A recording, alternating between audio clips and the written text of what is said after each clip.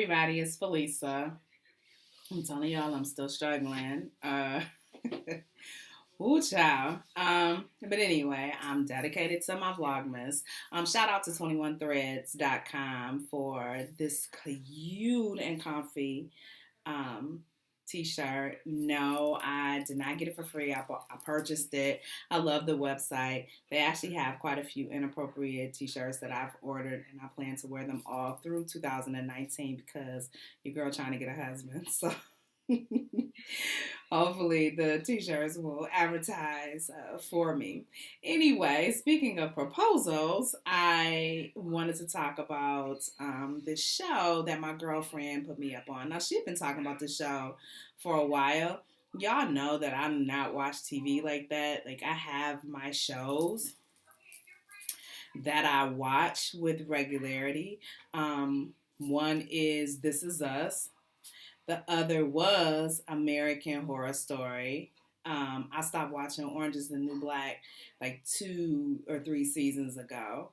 Um, and I definitely enjoy a good Handmaid's Tale because I think that I need to be able to get myself in a frame of mind um, to say blessed be if the state of affairs continues the way that it's going. And I say that with all sincerity. Anyway, so she was telling me about this show on OWN, this reality show. I'm not a fan of reality shows. I think that they're cheesy, and I think that for as much as they're supposed to be real life, I think that a lot of them are scripted, and they just irritate my soul. But she kept talking about this show. So I was talking to her the other day. She was like, "You need to really watch blah blah blah." So I'm like, you know what? I'm sick. I'm gonna be at home trying to convalesce. So whatever. I'll give it a try. So shout out to my girl Natalie for putting me up on this show because baby, when I tell you, I was annoyed. I think that there were like five shows on demand. This is another pet peeve. Let me sidebar this for a second. Why in the world, if you have cable and you have on demand as part of your cable package, do they snatch away shows as they put new ones on? Why wouldn't you just leave the whole series up so people can get caught up? Like, why do you do that? That's so flippin' annoying. So at some point, she told me that I could go on YouTube and find it. Every time I've searched it, it's just been clips. But I will admit that I have not given it a whole, heck of a lot of effort. I'll go on there again and see if I can pull it up, but it's just so annoying. So I started off with probably, I want to say like episode 5 or 6 or something like that. By this time, quite a few people had already been eliminated. In my head, the people that were eliminated were not germane to the storyline. So I came in where there was Mike, Aaron, and Alex as men. And then there was Angel, Rita, Ashley, Tiffany, Shava, I think her name is, and Stormy. I think that those are all the ones. Anyway, so this is where I come in. And baby, when I tell you, first of all, I related to Stormy when she was talking about her previous marriage, and I felt horrible for her because I swear to goodness, this woman is a walking survivor of trauma and abuse and has PTSD, in my opinion. I see it, I know it when I see it, and I really hope that she's continuing to work on self because I think that she's an absolutely beautiful woman, breathtakingly beautiful on the outside, but she really does have a sweet spirit. And she also won me over when she said that she continues to have a relationship with her stepchildren despite the fact that she's been divorced, because y'all know how I feel about that. I've vlogged about that. And I think that anybody who actually walks away from children, or adult children, just because a relationship ended, is a piss poor human being and deserves to have their eyelashes snatched out one by one. No, for real. I really believe that. Anyway, so I liked her. Tiffany, I vacillated on Tiffany. I think Tiffany has had so much damage and so much hurt done to her until she is very proactive in defining the rest of her life and defining who she is as a woman, and not just defining who she is as a woman, but defining what it is that she will and will not tolerate, which I respect on a lot of different levels. But her delivery is gonna hurt her in the end. And of course, the way that we feel it and the way that we see it and interpret it is much different than being in the actual moment, because we're seeing it after all of the edits and after all of the emotion has subsided. We don't feel that reaction in that moment. We don't know exactly what went on to provoke or to initiate that, because it very well could have wound up on the cutting room floor, and I'm sensitive to that. And so I don't want to make snap decisions or have snap reactions based upon a presentation that I see, because I recognize that at the end of the day, irrespective of why the people on the show are there, the people who made the show wanted to have ratings, because that translates to money. And that translates into whether or not you have a season 2. Which, by the way, Mr. Will Packard, if you're actually seeing this, Detroit is a wide open market. And I would really, really appreciate it if you will use this as my test video. Anyway, so having said that, my thoughts were really on the fence with Tiff. I think, as a woman who is probably used to running the world all day, every day, she's an alpha female, which I get completely. But I think that she'll always butt heads with men until she comes across the one who is able to tame her. But she has to be in a position where she's willing and able to allow herself to be tamed, and that may not be easy for her. Moving on, I really love Ashley. I think she reminds me of Fantasia. She's beautiful inside and out. She just has such a sweet, easygoing spirit, a sweet, easygoing demeanor, just so down to earth and laid back, just fun loving. But I think that a lot of that may work against her, because, even though, I think that the perfect person for Alex, honestly, will be a hybrid of Tiff and Ashley.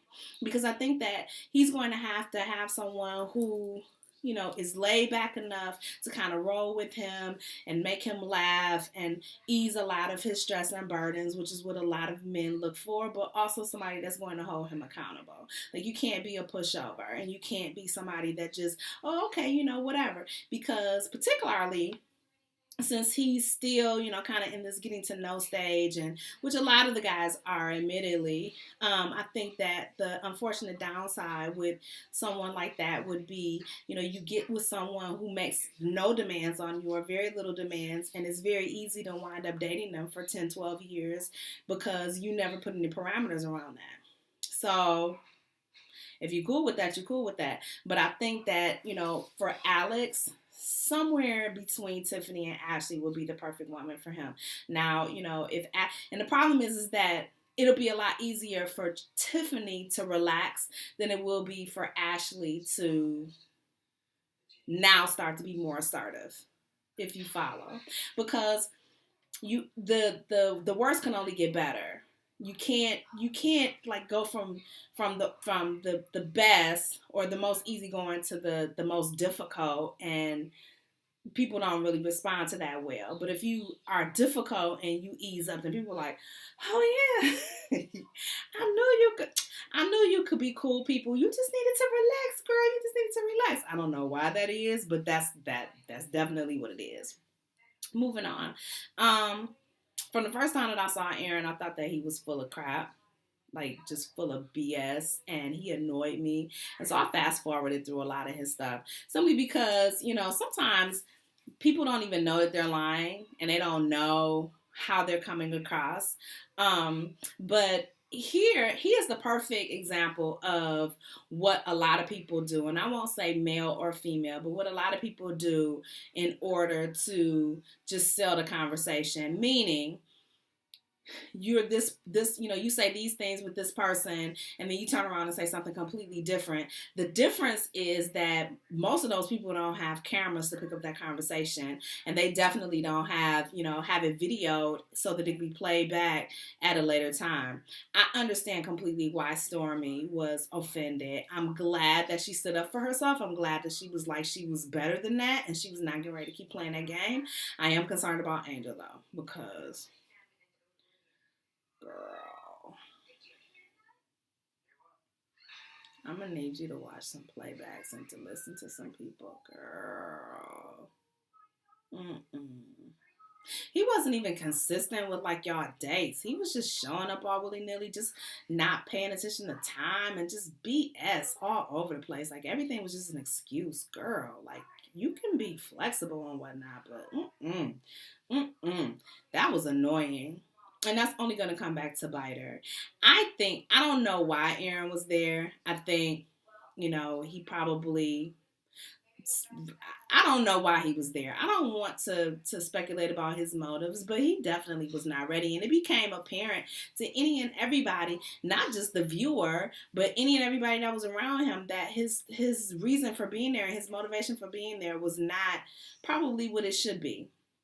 And I think that that's sad because, you inadvertently take people along for the ride who are attracted to you and like you and, are hoping that they get something meaningful with you. Like, dude, you could have just continued to do what you do and, play games and, have a lot of drama just all by yourself. And furthermore, like, I really have an issue with dudes that just malign it. Like, dudes that got some more than girls, like, y'all a problem. That's just so messy. Ugh. Anyway, moving on. Mike is a yum yum piece. Yes, that brother. He is delicious. And I actually thought, when I first started watching, I was like, he gonna be interesting. But I do believe that he has some feelings for Shay. It'll be interesting to see if they can come to a meeting of the mind on this children, because children, that's not something that you just like, that ain't no, oh, we can paint the room green, or yes, we can get this throw pillow. Like, you talking about creating people, like whole human beings, like dependents. That's not an easy negotiation point. And, because Shay's son is an adult, she'd have to start all over from ground zero. I was concerned that he didn't seem to be talking about a ring and was talking about, using somebody's uterus to implant a human in. But after a while, I realized that he was talking about the whole package and creating a family.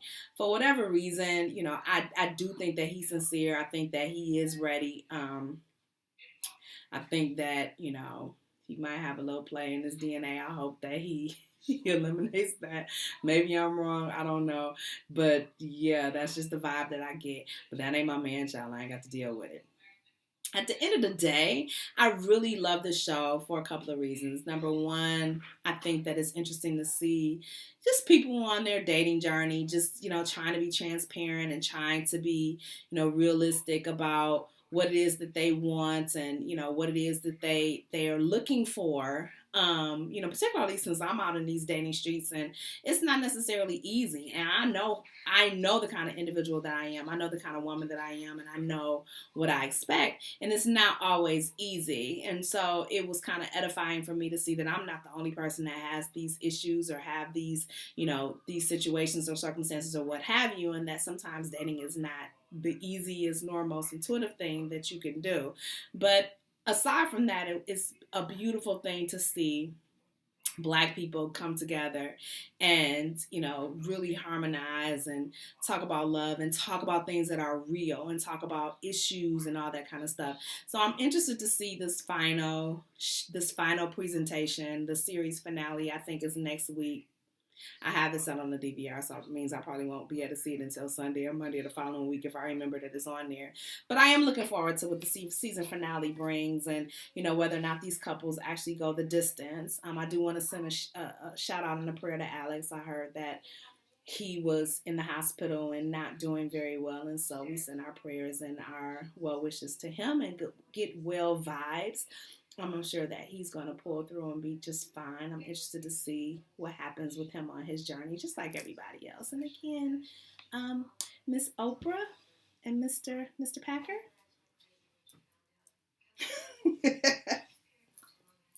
I'm Felisa.